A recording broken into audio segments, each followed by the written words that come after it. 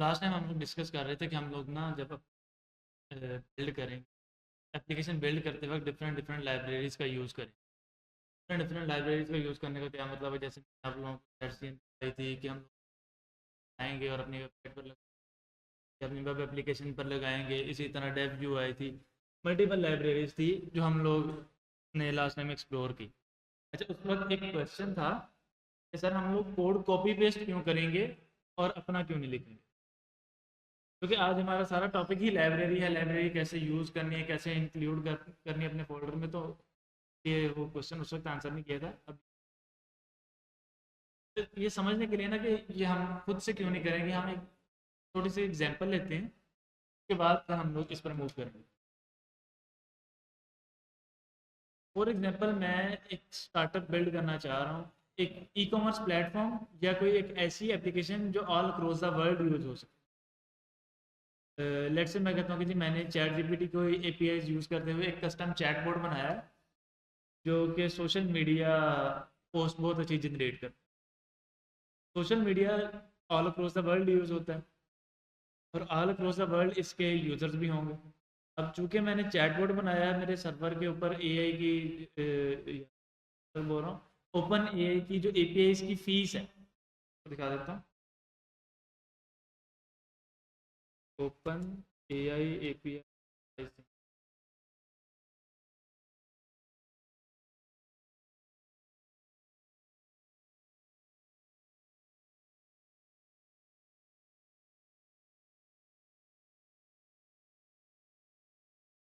अच्छा, दो तरह से ओपन एआई हमें फैसिलिटेट करती है। एक यूआई के लिहाज से जो हम लोग चैट gpt.com के ऊपर जाके यूज़ कर लेते हैं।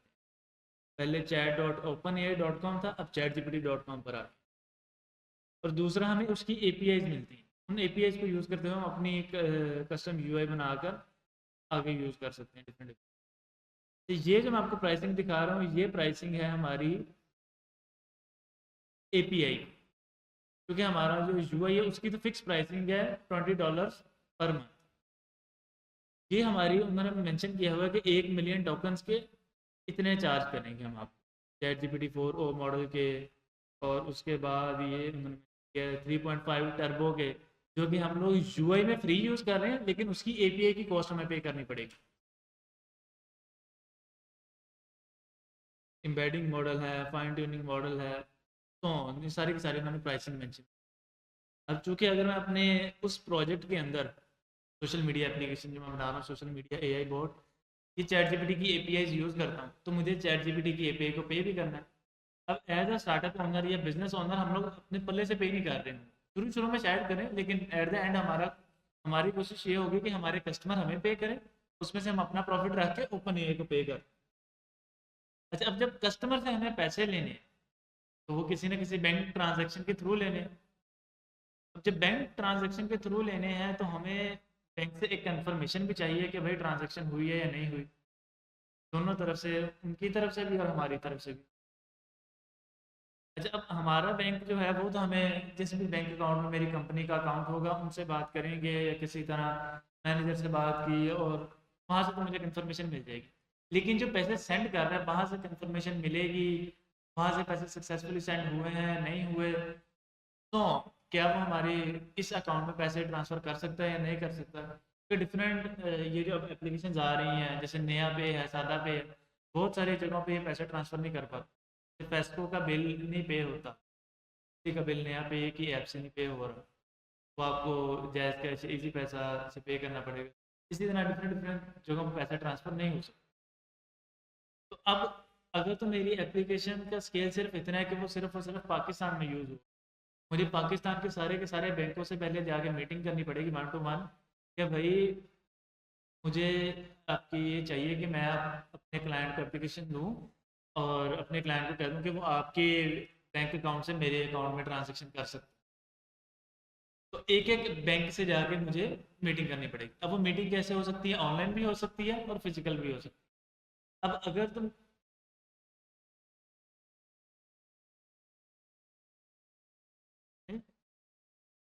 कौन सा, अच्छा, अब मीटिंग ऑनलाइन भी हो सकती है, फिजिकल भी हो सकती है। ऑनलाइन है तो फिर तो ऐसे जितना मसला कोई नहीं है, लेकिन अगर फिजिकल है तो मुझे यहाँ से पूरे पाकिस्तान में फिरने में अच्छा खासा एक्सपेंस आता है। लेकिन अगर इसी एप्लीकेशन का स्केल हम थोड़ा सा और बड़ा करें कि भाई मेरी एप्लीकेशन वर्ल्ड वाइड यूज, अब वर्ल्ड वाइड में बहुत सारे ममालिक ऐसे भी हैं जहाँ पर पाकिस्तान से जाना मतलब हमें वीज़ा नहीं मिलता। या अगर हम ये एक आइडियल केस ले लें कि भाई मुझे एज अ बिजनेस ओनर हर मुल्क का वीज़ा मिल जाए, लेकिन फिर भी उसका एक्सपेंस कितना है, तो जाकर मीटिंग करनी और ये सारी की सारी चीज़ें। अच्छा, इन सारी की सारी चीज़ों को मद्देनजर रखते हुए स्ट्राइप नाम की एक कंपनी है।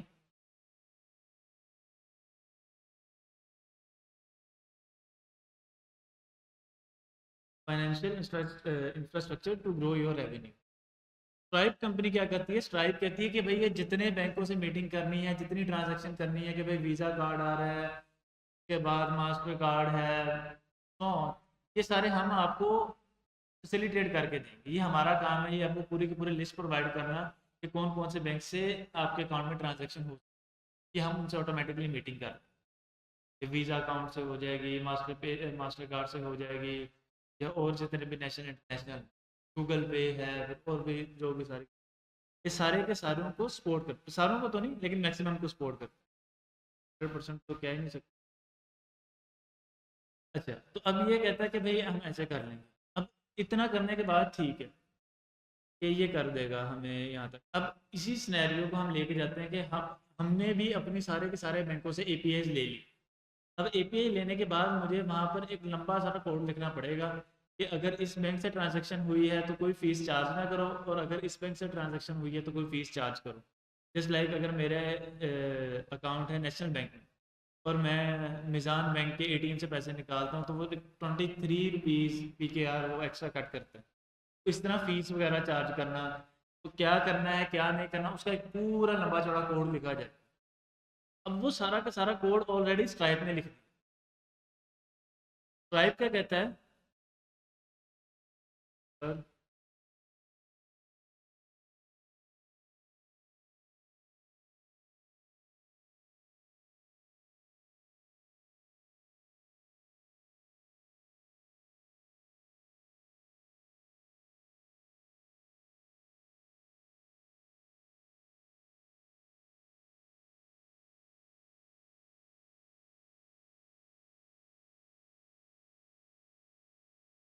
इंफॉर्मेशन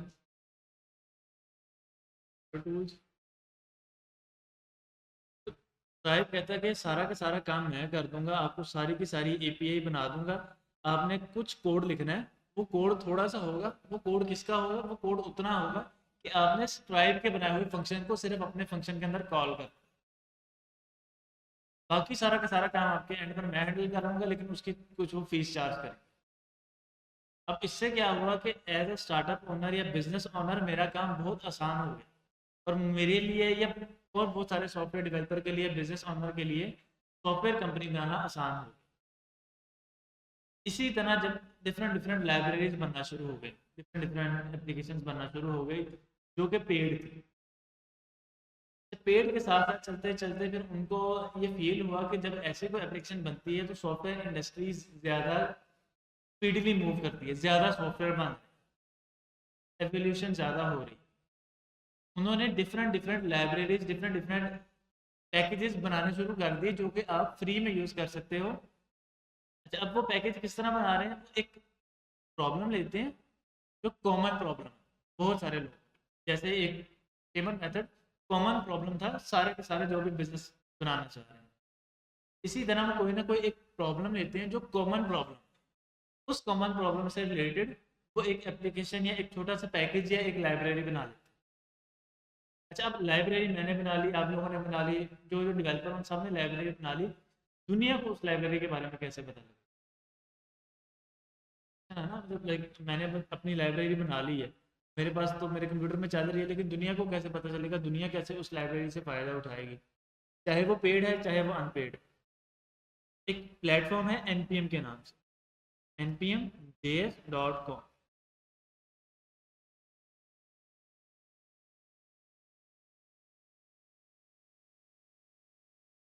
जितने भी जावास्क्रिप्ट के पैकेजेस जो पब्लिक है वो सारे के सारे आपको यहाँ पर मिल,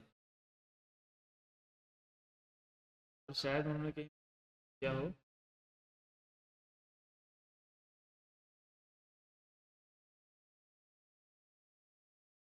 3 मिलियन डेवलपर वर्ल्ड वाइड इसको कर रहे हैं।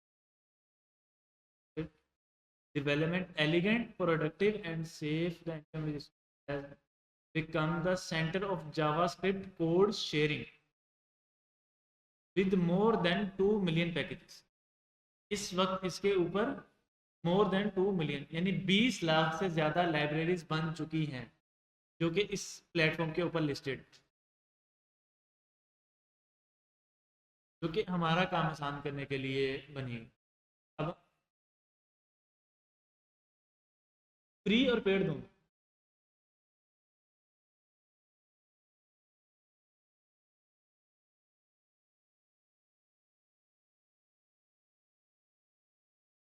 अच्छा, बहुत सारे डिफरेंट लाइब्रेरीज बनी पड़ी हैं जो कि हमारा काम आसान करने के, फॉर एग्जांपल मैं एक एप्लीकेशन या एक लाइब्रेरी या एक पैकेज, लाइब्रेरी बोल लेते हैं कि लाइब्रेरी यूज़ करना चाह रहा हूँ।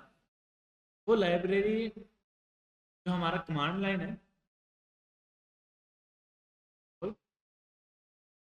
डॉट लॉग और टेस्टिंग,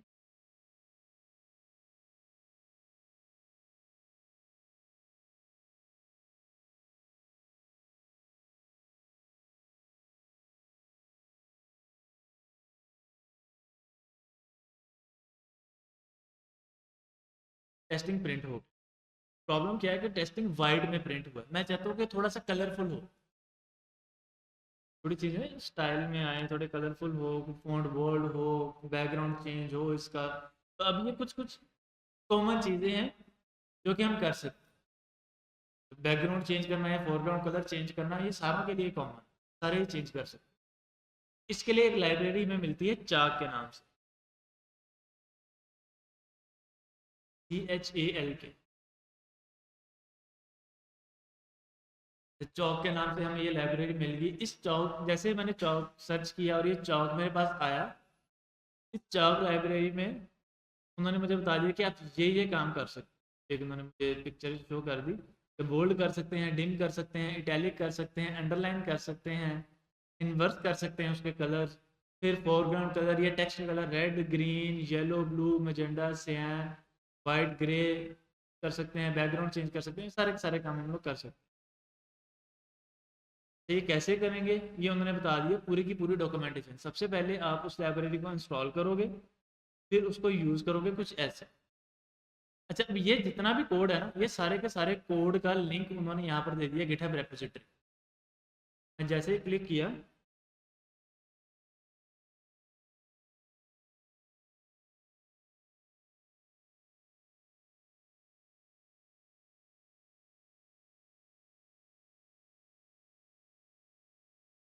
तो ये एक गिटहब रेपोजिटरी ओपन हो गई। और गिटहब रेपोजिटरी जैसे ही ओपन हुई, उन्होंने ये मेरे पास सारा का सारा कोड आ गया,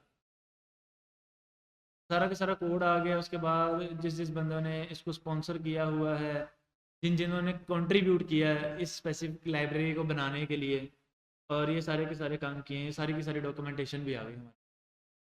अच्छा, अब यहाँ कोड के ऊपर जैसे ही मैं क्लिक करूँगा तो मेरे पास ऑप्शन आ रहा है डाउनलोड जिप, कि मैं जिप फाइल को डाउनलोड करूँ और अपने फोल्डर में ले जाऊँगा, फिर वहाँ से इंपोर्ट लगा के ना, जैसे हम लोग कर रहे थे कि इंपोर्ट डॉट डॉट डॉट और फंक्शन फंक्शन इंपोर्ट करूँगा और फंक्शन कॉल कर, फंक्शन जब मैंने कॉल कर लिया तो मेरा काम हो गया। अब इस काम में प्रॉब्लम कहाँ पे है, जैसे ही मैं डाउनलोड जिप करूँगा तो ये फोल्डर, ये मेरी फाइल, ये जो जिप फाइल डाउनलोड होगी, जिप फोल्डर या जिप फाइल, वो जाकर डाउनलोड फोल्डर के अंदर ऑटोमेटिकली पेस्ट हो जाए। फिर मुझे उसको पहले अनजिप करना है, अनजिप करने के बाद वहाँ से उसको कट करना है, और फिर आगे मुझे मूव करना है जहाँ पर मेरा कोड पड़ा है उस फोल्डर के अंदर, और फिर जाकर कोड करना है। एक लंबा चौड़ा प्रोसेस। अच्छा, इस लंबे चौड़े प्रोसेस में एक चीज़ हम मिस कर गए, वो क्या कि इन्होंने ना यहाँ पर मेंशन किया है रीडमी। इसकी डॉक्यूमेंटेशन आ गई कि यूज़ करने से पहले एक दफ़ा इसको रीड कर, आपके लिए यूज़ करना आसान हो। फिर उसके बाद आगे कोड, कोड वगैरह क्या है, सारी की सारी चीज़ें आपको यहाँ पर मिल जाएंगी। अभी ये बीटा में है, बीटा का मतलब है कि ये अभी ये जो फीचर है फुल फ्लेज अवेलेबल नहीं है, लेकिन हाँ इसमें कुछ बग्स के साथ ये कोड अवेलेबल। यहाँ पर दो टैब बने हुए हैं साथ साथ, एक डिपेंडेंट्स, एक डिपेंडेंसीज। जो डिपेंडेंट्स है ना, उसका मतलब है कि इस स्पेसिफिक लाइब्रेरी को यूज करके आगे कितनी लाइब्रेरीज बन। तो वो मेंशन है कि तकरीबन 1,13,625 डार्क लाइब्रेरी को लोगों ने यूज किया, और उसको यूज करने के बाद इतनी मतलब 1,13,000 प्लस लाइब्रेरीज मजीद बनाई जो कि एनपीएम पे पब्लिश। डिपेंडेंसीज का मतलब है कि ये लाइब्रेरी किस किस लाइब्रेरी को यूज करते हुए बनी। जस्ट फॉर एग्जांपल मैं आप लोगों को एक और लाइब्रेरी दिखाता हूँ, इंक्वायरर।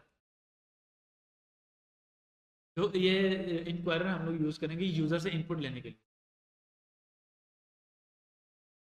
बराबर। नाम ना याद हो तो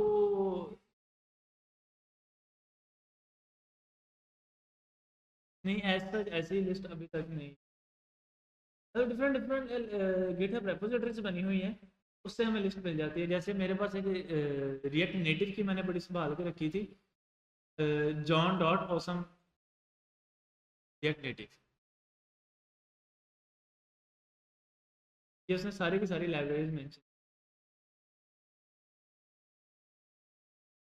पूरी रेपोजिटरी जिसने मेंशन किया हुआ रिएक्ट नेटिव ये है, आर एन पैरालैक्स है, तो सारी की सारी लाइब्रेरी आपको रिएक्ट की भी मिल जाएगी।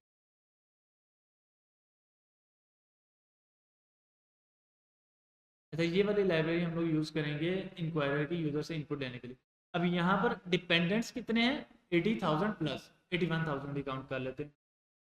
और डिपेंडेंसीज कितनी है, 15, यानी 15 लाइब्रेरीज को उसने यूज़ किया।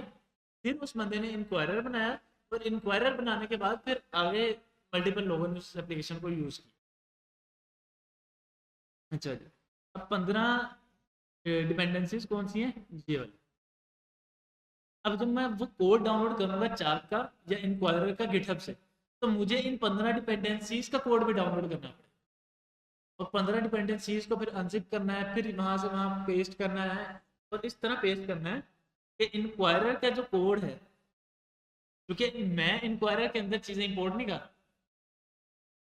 इंक्वायरर के अंदर चीजें इंपोर्ट इंक्वायरर का डेवलपर का, तो मुझे उसको इस तरह से पेस्ट करना है कि इंक्वायरर के डेवलपर ने जिस तरह चीज़ों को इंपोर्ट करके इस्तेमाल किया हुआ है, वो ऑटोमेटिकली वहां पर पेस्ट हो और कोई एरर ना आए। फिर मेरी आगे जो एप्लीकेशन मैं बनाना शुरू करूंगा वो चलेगा।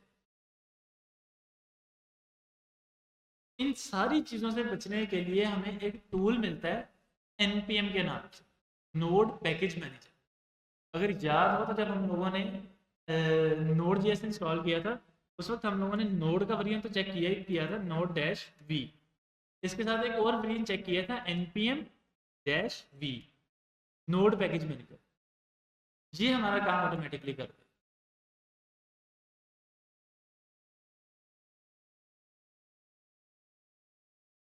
अच्छा, अब चार्ट लाइब्रेरी मैं क्या खुद बना सकता हूँ या नहीं बना सकता। अगर मैं खुद बना लूँ चार्ट लाइब्रेरी, और फिर मैं अपना सॉफ्टवेयर, मतलब एक क्वेश्चन आता है कि यार फ्री लाइब्रेरी मुझे किसी की क्यों यूज़ करनी है।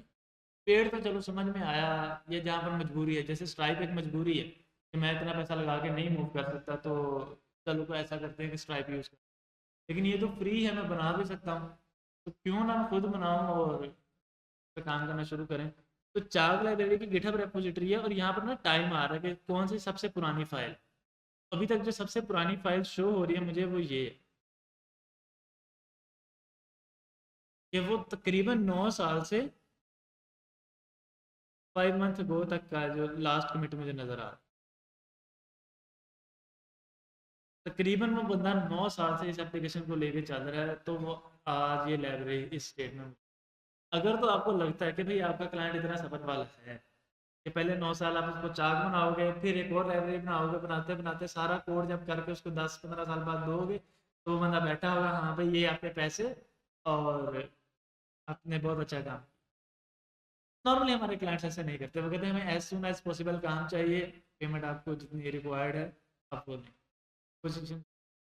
इसलिए फिर हम लोग लाइब्रेरीज यूज़ करते हैं। बाज़ का हम अपना कोड भी करते हैं, बाज़ लाइब्रेरीज भी यूज़। लाइब्रेरी क्यों यूज करनी है, जहां तक किसी को कोई प्रॉब्लम।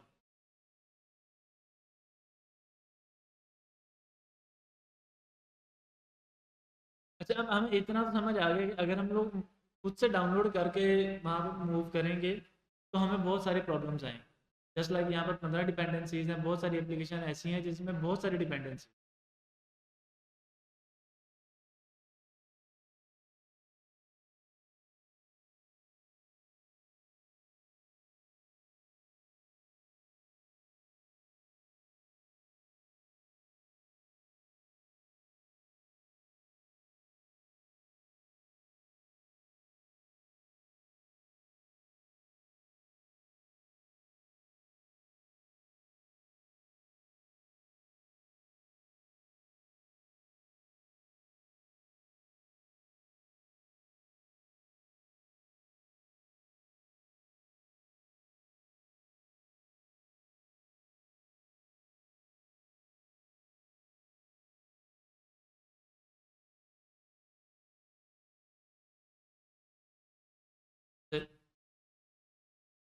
अब हमें क्या करना है कि या तो हम लोग खुद से डाउनलोड कर लें और पेस्ट कर दें।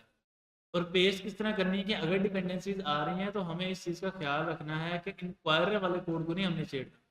उसके अलावा जो कोड है जो हम करेंगे हम उसी को छेड़ सकते हैं। अच्छा जी, तो अब हमारे पास दूसरा ऑप्शन ये है कि मैं एक npm की कमांड चलाऊं। npm की कमांड पे चलानी है जो हमें चार्ट प्रोवाइड कर रहा है, npm i चार्ट। तो यहाँ पर लाके चलाऊं। अच्छा, npm इंस्टॉल और लाइब्रेरी का नहीं। अच्छा, आई भी इंस्टॉल ही है, सिर्फ और सिर्फ वो शॉर्ट फॉर्म है। अगर आप लोग लिखेंगे npm i चार्ट या npm इंस्टॉल जॉब, दोनों का एक ही मतलब। मैंने इंस्टॉल इसलिए लिखा ताकि हमें समझ आता है एग्जैक्टली हम लोग कर क्या रहे हैं।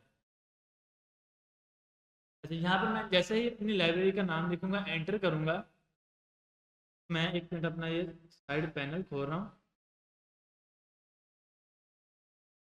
और इसमें एंटर प्रेस कर। अच्छा, ये टर्मिनल में हमें कमांड चलानी है, और टर्मिनल कौन सा, जो हमारे पीएस कोड का जहाँ पर हमारा प्रोजेक्ट है उस प्रोजेक्ट के टर्मिनल में हमें कमांड। तो जैसे ही मैंने कमांड चलाई और मेरी कमांड सक्सेसफुली एग्जीक्यूट हुई, एक फाइल और एक फोल्डर ऑटोमेटिकली बन गया, पैकेज लॉग डॉट जेसन और नोड मॉड्यूल्स। अच्छा, अब नोड मॉड्यूल्स को देखने से पहले हम लोग ये देखते हैं कि भाई जब मैं एक सॉफ्टवेयर बना रहा हूँ तो उसके अंदर कितनी डिपेंडेंसीज हम लोग इंस्टॉल कर सकते हैं, मैक्सिमम कितनी डिपेंडेंसीज रख सकते हैं। तो मल्टीपल डिपेंडेंसीज रख सकते हैं। मैं आपको मैं बताता हूँ।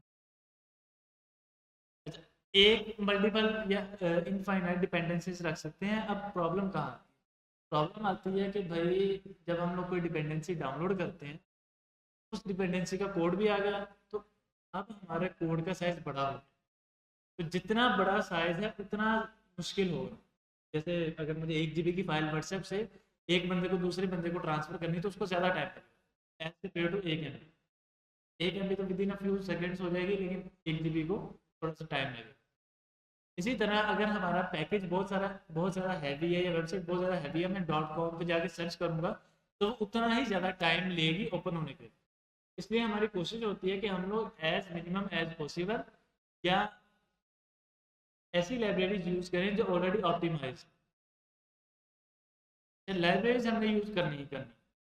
अब लाइब्रेरीज हमने यूज़ कर ली, लेकिन लाइब्रेरीज यूज़ करते वक्त कि हमारा बंडल बहुत ज़्यादा हैवी हो जाता है, तो हम लोग नोड में जब भी अपना सॉफ्टवेयर किसी को शेयर करते हैं ना, जब टीम में हम लोग काम कर रहे होते हैं, फॉर एग्जाम्पल मैं टीम में काम कर रहा हूँ, 3 बंदों की टीम है, तो हम लोग नोड मॉड्यूल्स का फोल्डर डिलीट करके एक दूसरे को शेयर करते हैं।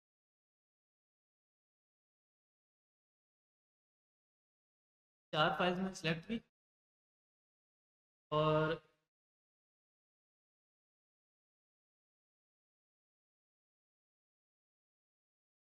साइज कितना है, 16 KB।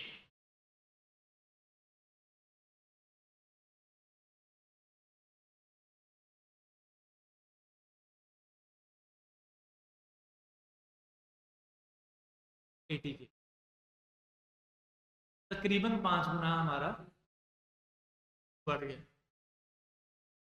एक लाइब्रेरी भी इंस्टॉल की है जिसकी आगे कोई डिपेंडेंसी नहीं है।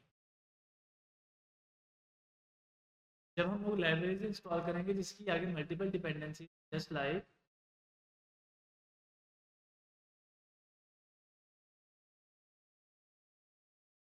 वायरल है, अनपैक्ड साइज 88 के बी सिर्फ और सिर्फ इस लाइब्रेरी। फिर जब डिपेंडेंसी इंस्टॉल होंगी तो तकरीबन हाफ एम बी तक बात चली जाएगी। हाफ एम बी का मतलब है कि तकरीबन 500 के बी से भी 500 के बी।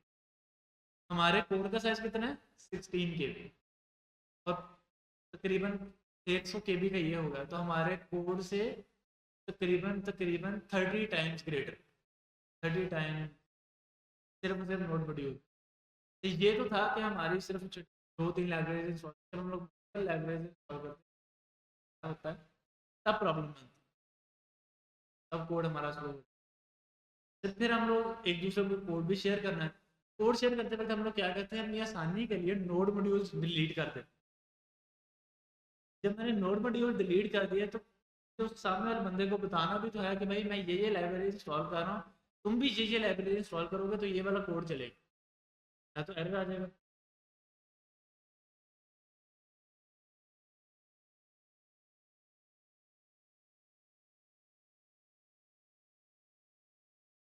यूज़ ही क्यों कर रहे हैं, यूज़ हम लोग इसलिए कर रहे हैं कि इतना भी इतना भी स्लो नहीं करते। सेकंड नंबर पे हम लोग यूज़ इसलिए कर रहे हैं क्योंकि अगर हम लोग कोड खुद से करने लगेंगे तो सालों लग जाएंगे। जैसे मैंने भी आपको एग्जांपल दी कि चाक का सिर्फ एक चाक छोटी सी लाइब्रेरी है, इसका कोड तकरीबन 9 साल से चलता है।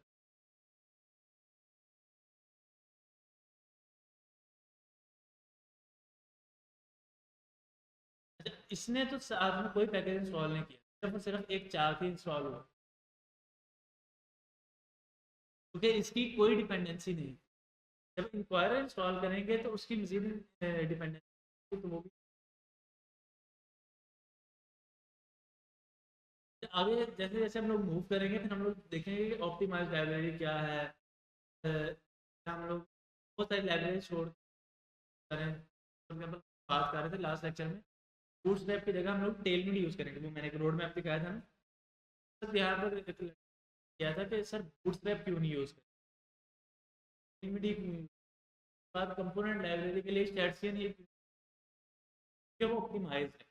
तो क्या ऑप्टिमाइज है, कैसे ऑप्टिमाइज है, वो जब हम लोग स्टडी करेंगे चलो उस वक्त डिस्कस करेंगे, ताकि उस वक्त हमें उसके ऊपर ग्रिप बने। अभी हमारा काम है कि भाई हमें इतना देखना कि लाइब्रेरी सॉल्व कैसे करनी है और उसको इस्तेमाल कैसे करना है। अच्छा, अब मुझे अब सामने वाले बंदे को बताना भी है कि भाई मैंने ये लाइब्रेरीज इंस्टॉल की हैं तो तुम भी ये लाइब्रेरीज इंस्टॉल करोगे तो कोड चलेगा। एक तो तरीका ये है कि मैं साथ साथ व्हाट्सएप पे लिखता रहूँ या कहीं नोट पैड पर लिखता रहूँ, बाद उसको पिक्चर खींच के शेयर कर दूँ या वो मैसेज टाइप करके शेयर कर दूँ कि भाई ये कर लो। अब इसमें प्रॉब्लम ये है कि कोई ना कोई चीज़ स्किप भी हो सकती है, या कौन सा वर्जन मैंने इंस्टॉल किया या नहीं किया वो मेरे माइंड से स्किप हो सकता है। तो इस चीज़ के लिए भी npm ने ऑटोमेशन कर दी कि भाई पैकेज डॉट जेसन जो आपकी फाइल है, जो हम लोग शुरू से पढ़ते आ रहे हैं, मैं उसके अंदर एक ऑब्जेक्ट बनाऊंगी डिपेंडेंसीज के नाम से, और उसके अंदर सारी की सारी लाइब्रेरीज जितनी भी आप इंस्टॉल करोगे वो लिस्ट कर दी जाए। उसने चाक लाइब्रेरी मैंने इंस्टॉल की, उसने मेंशन किया कि भाई चाक इंस्टॉल हुआ है और वर्जन कौन सा इंस्टॉल हुआ है 5.3.0। अभी अगर हम लोग जाएं npm की ऑफिशियल वेबसाइट पर और जाके चेक करें तो यहाँ पर भी पब्लिक वर्जन 5.3.0।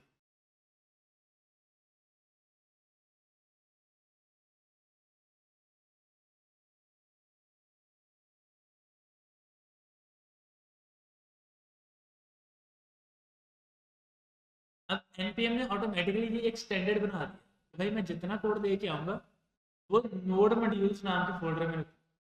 वो चाहे एक लाइब्रेरी का है, चाहे 10 लाइब्रेरी का, चाहे 15 लाइब्रेरी का, जितना कोड मैं npm से डाउनलोड करूँगा वो नोड मॉड्यूल्स में जाए।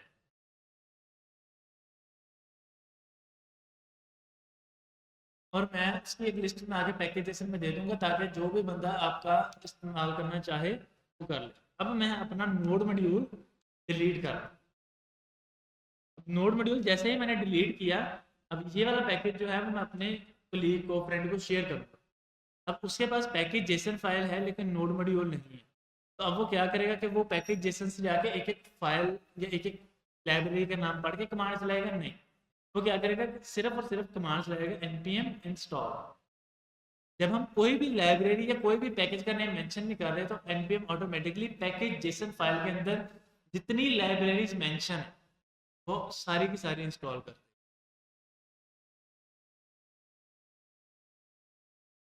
वो लाइब्रेरीज इंस्टॉल कर।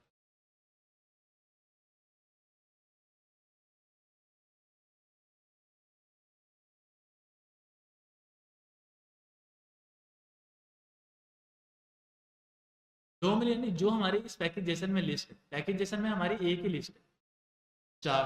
तो उसने चार ही की, 2 मिलियन कर देगा तो वो तो हमारा सिस्टम ही लैग करना शुरू कर देगा। 2 मिलियन।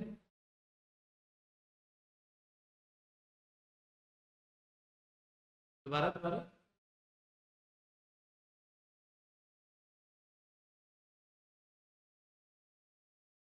मेरे पास सिर्फ चार और dot package log dot JSON download हो रही है।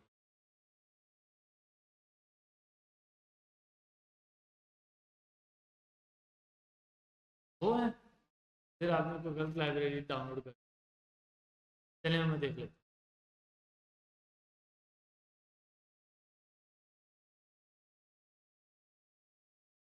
पैकेज लॉग डॉट जेसन की फाइल है।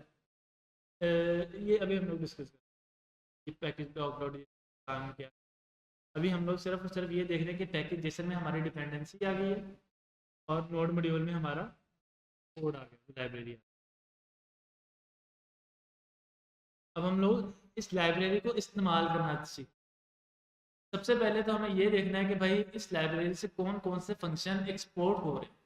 अब एक्सपोर्ट है या एक्सपोर्ट डिफ़ॉल्ट है वो हमें लर्न करना है। तो हम लोग इस रीडमी फाइल को पढ़ेंगे। इस रीडमी फाइल में उसने बताया कि इंपोर्ट कर सकते हो आप चार्ट फंक्शन। अब चार्ट फंक्शन के इर्द गिर्द कर्ली ब्रैकेट नहीं है, इसका मतलब है कि एक्सपोर्ट डिफॉल्ट हो रहा है। हम लोगों ने लास्ट लेक्चर में पढ़ा था ना कि एक्सपोर्ट डिफॉल्ट और एक्सपोर्ट में कर्ली ब्रैकेट लगाने पड़ेंगे, एक्सपोर्ट डिफॉल्ट में नहीं लगाना। अच्छा, अब हमें इतना पता लग गया कि ये जो हमारा फंक्शन है एक्सपोर्ट डिफॉल्ट हो रहा है, तो मैं क्या करूँगा कि इंपोर्ट फ्रॉम और आगे लगा दिया हमने इन्वर्टेड कॉम। पहले हम लोग क्या कर रहे थे, डॉट लगा के फिर आगे डॉट डॉट डॉट स्लैश और इस तरह पूरा का पूरा पाथ दे रहे थे। अब हम लोग क्या करेंगे कि डायरेक्ट लाइब्रेरी का नेम मेंशन कर देंगे। अगर हम पाथ दे रहे हैं तो वो उस पाथ पे मूव करेगा। अगर मैं पाथ ना देकर सिर्फ और सिर्फ किसी एक फोल्डर का, किसी एक फाइल का या किसी एक लाइब्रेरी का नाम दे रहे हैं, तो इसका मतलब है कि भाई तुम जाओ नोड मॉड्यूल के अंदर तुम्हें ये कोड मिल जाएगा। ये कोड नोड मॉड्यूल में पड़ा है। अगर हम पाथ नहीं दे रहे, अगर हम पाथ दे रहे हैं तो वो पाथ चेक करेगा, अगर पाथ नहीं दे रहे तो वो नोड मॉड्यूल चेक।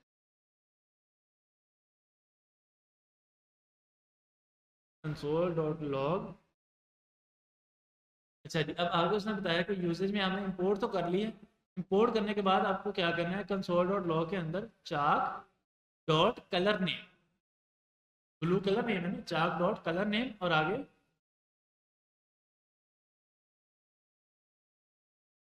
ब्लू और आगे अपनी स्टेटमेंट लिखते हैं।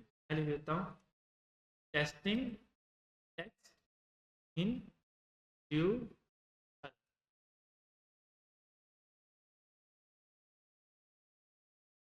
मैं इस कोड को एग्जीक्यूट करूंगा TSC और नोड इंडेक्स डॉट जेएस। अब उसने मुझे एक एरर दिया है, अब वो समझना एरर क्यों दिया। तो एरर इसलिए दिया है क्योंकि मैं इंपोर्ट और एक्सपोर्ट वाला सिंटैक्स यूज कर रहा हूँ, पर मैंने जो हमने लास्ट पैकेजेशन में और TS कन्फिगरेशन में इंपोर्ट एक्सपोर्ट के लिए चेंजेस किए थे, अभी तक वो चेंजेस नहीं किए। तो अब हम लोग वो चेंजेस करते हैं। TS 22 क्या हो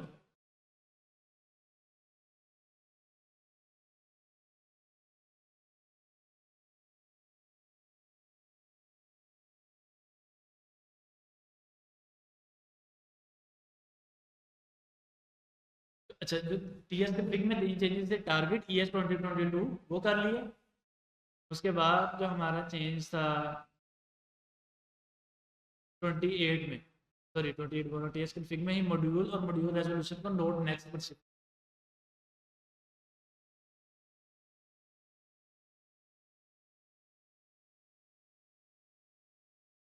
जी, आउटपुट का पाथ ऑप्शनल है, वो हमारी मर्जी है अगर हम चेंज करना चाहें या ना चाहें। और पैकेज जैसे में कर देंगे टाइप मॉड्यूल।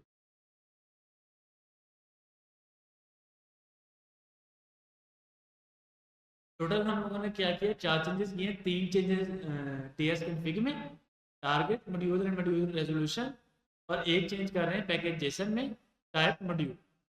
अब हम लोग दोबारा से कोड एग्जीक्यूट करते हैं, टीएस।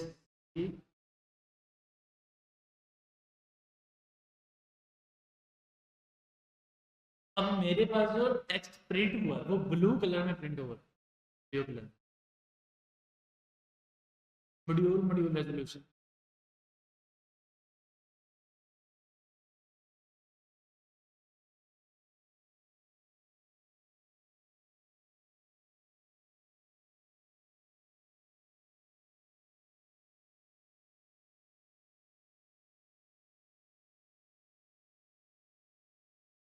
दोबारा दोबारा,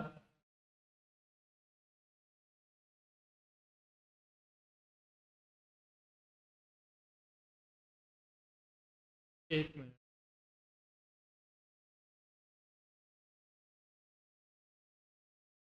टेक्स्ट को ब्लू कलर में लेने का फायदा क्या? अच्छा, सिंपली हम लोग टेक्स्ट को सिर्फ और सिर्फ ब्लू कलर में ले सकते हैं, मल्टीपल कलर्स में ले सकते हैं। जब हम लोग आगे जाके आगे आगे मूव करेंगे, अब हमारा एक प्रोजेक्ट आएगा सी एल आई बेस्ड, हम लोगों ने गेम बनानी, नंबर गेसिंग गेम। फिर हम लोग वहाँ पर डिफरेंट कलर्स यूज़ करेंगे। अगर बंदा कोई आउट हो गया तो उसको आउटपुट शो करेंगे रेड कलर में। रेड कलर में कैसे शो करनी है, टेक्स्ट डॉट टी एस चार डॉट रेड।